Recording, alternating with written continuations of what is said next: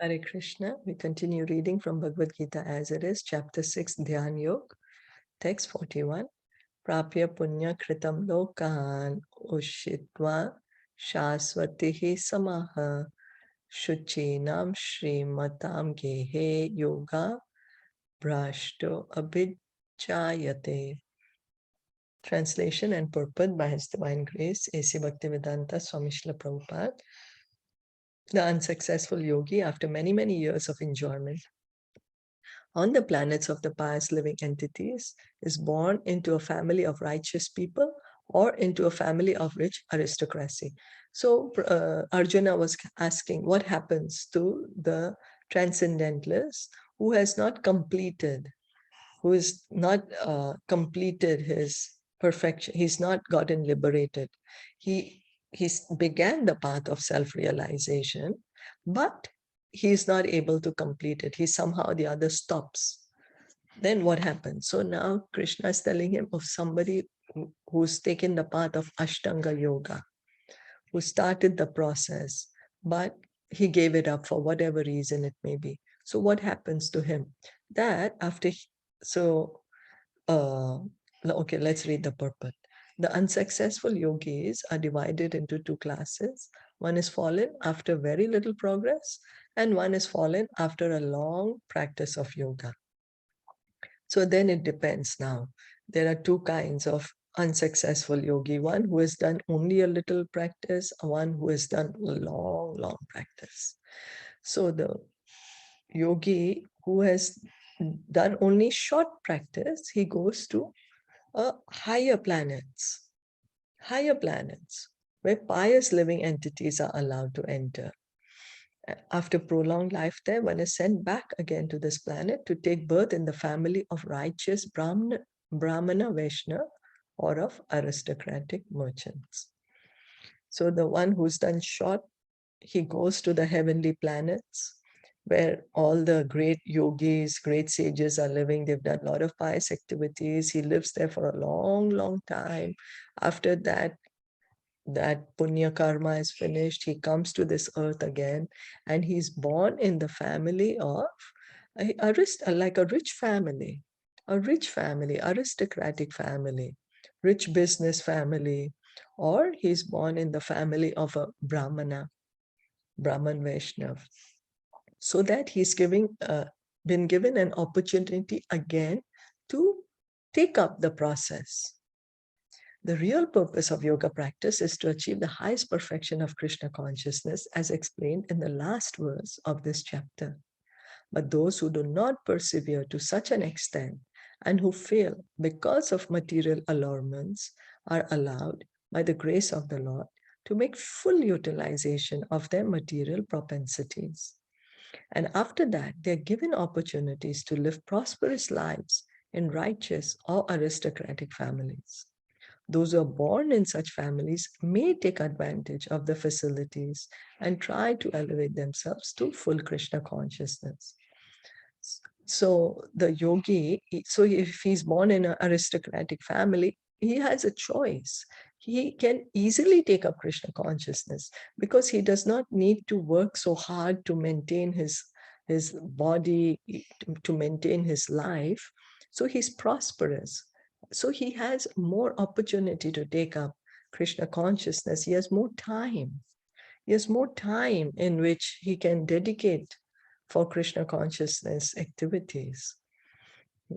So, but again, it depends on his desire. He's given the opportunity. Whether he takes it up or no, or to what degree he takes it up, depends on his desire. Because he did not finish his yoga. He did not get the real, he did not get his perfection because of material desires. So the desires are still there. So he's been given this position in which he could go both the ways. Either he could continue to enjoy more and more, or he could use this as an opportunity to take up Krishna consciousness. Is that okay?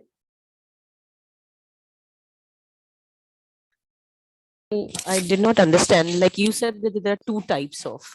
The first one Yes. is that who does a very short like who fails after a Yes. short period of practice. Yes. So then he goes to the higher planets. Then what happened to the one who has done the practice for, um, like who has done the practice We're for a going to long listen to time? it in the next Okay, verse. okay. So that's not in this one, right? We are not Yeah. talking So about. this And is then for in the the short verse. second, and then Yeah. what is he saying in the second paragraph? That if the person is materialistic, like if he is doing. So because he did for a short time, right? He did his yoga practice only for short time, means he still has a lot of material desires. Oh, So okay. So he goes up to the heavenly planets. He lives there in the heavenly planets where pious people live. And then again, he comes to this earth and he's born in a family of rich trading Okay. houses or something, where he can either enjoy or take up Krishna consciousness. So he is given that position. Then the one after long practice, that is now. अथवा योगिनम् एव कुले भवति धीमताम् एतद्धि दुर्लभतरं लोके जन्म यद ईदृशम्. Or if the unsuccessful yogi, after long practice of yoga, he takes his birth in a family of transcendentalists who are surely great in wisdom. Certainly, such a birth is rare in the world. So you see, somebody who did short practice, because he still has a lot of material desires, he's put in a position where he could use his position for Krishna consciousness, but also he could use it for um, for getting Material enjoyment. that material enjoyment. Yes, thank you. So now is the one who's done long yoga practice. He's done for a long time. So most of his material desires are gone. So birth in the family of yogis or transcendentalists, those with great wisdom, is praised herein, because the child born in such a family receives a spiritual impetus from the very beginning of his life. It is especially in the case in the Acharya or Goswami families. Such families are very learned and devoted by tradition and training, and thus they become spiritual masters. So the yogi who did long yoga practice, he's given opportunity to take birth in a family of spiritual masters, of Goswamis, of transcendentalists. So from the very beginning of his life, he can take up the Krishna consciousness movement. A Krishna consciousness he can take up from the beginning of his life. In India, there are many such Acharya families, but they have now degenerated due to insufficient education and training. By the grace of the Lord, there are still families that foster transcendentalists generation after generation. It is certainly very fortunate to take birth in such families. So Prabhupada is saying that many of these families have now, of course, become degraded, but yet there are still many families which are continuing with this. They understand the great fortune, and Srila Prabhupada, he himself was born in such a family, and his spiritual master was also born in such a family. So he's writing, fortunately, both our spiritual master, Om Vishnupad Sri Srimad Bhaktisiddhanta Saraswati Goswami Maharaj, and our humble self had the opportunity to take birth in such families by the grace of the Lord, and both of us were trained in the devotional service of the Lord from the very beginning of our lives. Later on, we met by the order of the transcendental system. So Srila Prabhupada and his spiritual master, they both are born in the families of Vaishnavas. So right from the birth, they were given the training in devotional service. And then, of course, uh, later they met. Srila Prabhupada took initiation from Srila Bhaktisiddhanta Saraswati Thakur. And that's how he got connected to the parampara also. So this is the Krishna is saying this is the destination of the yogi who has done yoga for long time, long practice. So he gets an opportunity to take birth in family of pure devotees so that he can perfect his life And also not only perfect his life, but also give Krishna consciousness to others. Certainly such a birth is rare in this world. Is that okay? Yeah. So that means that they both are still impermanent. They are, you like, we take birth through it. I'm sorry. Like, this is the impermanent, like we still come back to the material world. Because they didn't finish their practice.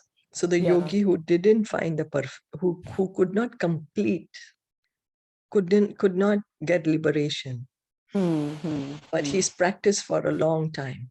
So what happened? So next life, he's given opportunity. Take up Krishna consciousness.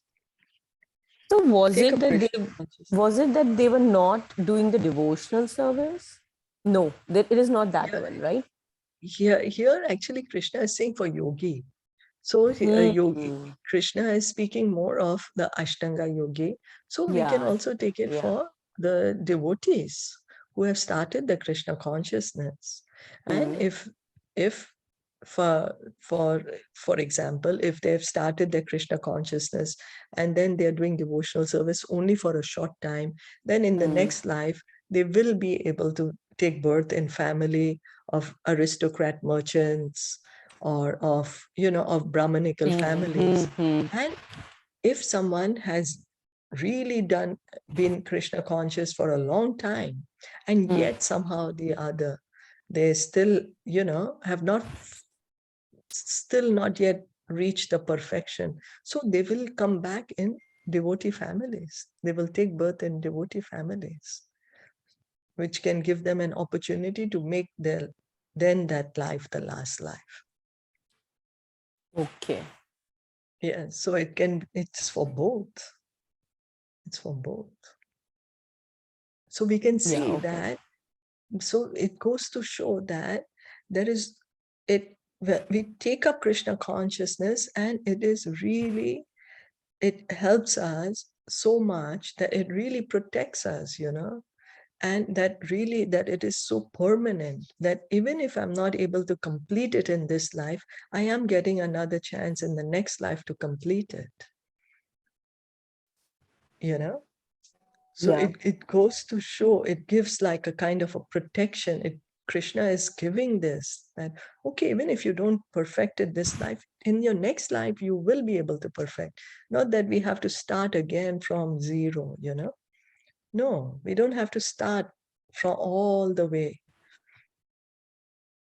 So from the very beginning of the life, like we see so many children born to devotee parents, from the beginning of the life they are engaging in devotional service.